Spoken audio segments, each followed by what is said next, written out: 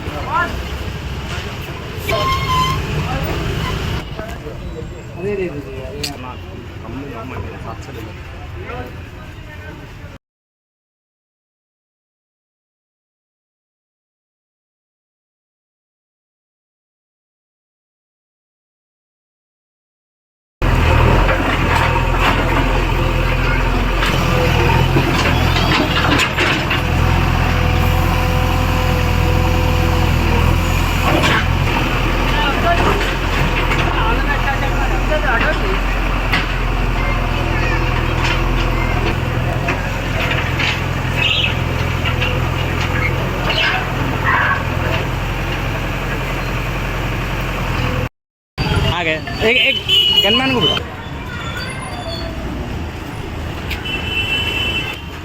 भाई, थोड़ा नहीं लिया माशाल्लाह।